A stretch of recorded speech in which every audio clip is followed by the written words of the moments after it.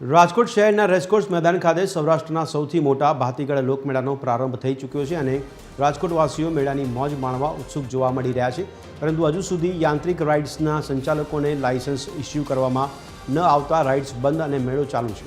જોકે 34 પૈકી 22 રાઇડ્સ કાર્યરત થઈ ચૂકી છે અને બાકીની 12 રાઇડ્સ પણ આજે શરૂ કરી દેવામાં આવે તેવી શક્યતા સેવવામાં આવી છે। બે દિવસ સુધી રાઇડ્સ બંધ રહેતા રાઇડ સંચાલકો અને મેળો માણવા આવતા લોકોમાં જરૂરીથી નિરાશા જોવા મળી રહી છે।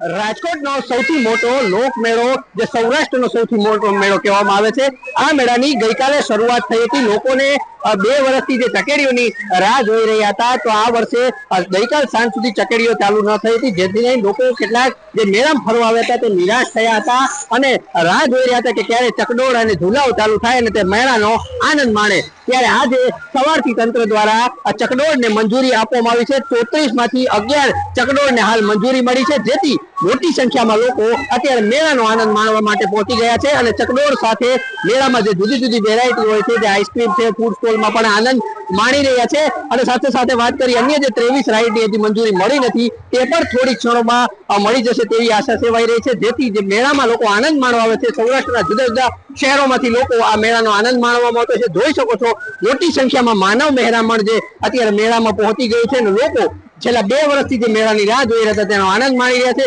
વાત કરી ગઈકાલે ચકડોળ તો ચાલુ ન હતા, પરંતુ તેને લઈ લગભગ 2,60,000 જેટલા લોકોએ ગઈકાલે પણ મેળાનો આનંદ લીધો હતો અને આજે સવારથી મોટી સંખ્યામાં લોકો મેળાનો આનંદ લઈ રહ્યા છે અને ચકડોળ બધી ચાલુ થશે એટલે લાખોની સંખ્યામાં મેદની અહીં ઉમટી પડશે તેવું લાગી રહ્યું છે। કેમેરામેન રવિ ચાવડા સાથે રવિ મોટવાણી, TV 13 રાજકોટ।